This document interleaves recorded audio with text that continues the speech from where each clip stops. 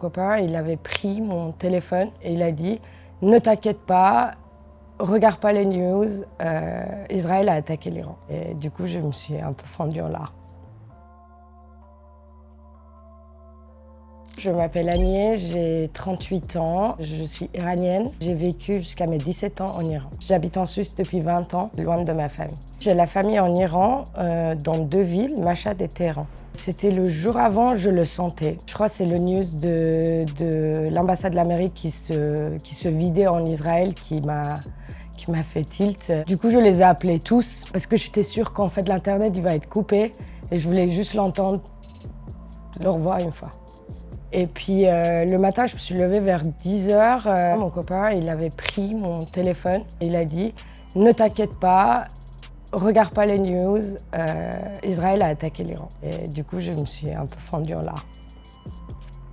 En fait, ce qui est dur, c'est qu'on sent, mais en fait, on peut rien faire. On peut rien faire pour l'empêcher.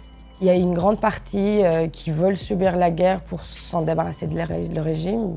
Et il y a une grande partie qui ne veulent pas, mais ils nous disent « ne vous inquiétez pas ».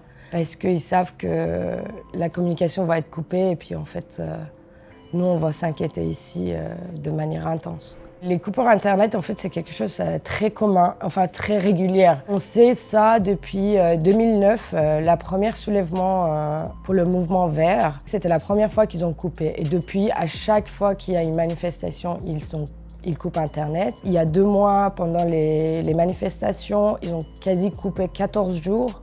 C'était le plus long dans l'histoire. Puis en fait, ils n'avaient pas que coupé Internet, ils avaient coupé les lignes fixes, ce qui faisait qu'en fait, on ne pourrait même pas appeler avec téléphone normal. Eux, ils ont habitude. Nous, je pense que le plus grand peur qu'on a, c'est que quand l'Internet revient, il y a plein de gens qui ne se connectent pas. Et ça, c'est dur.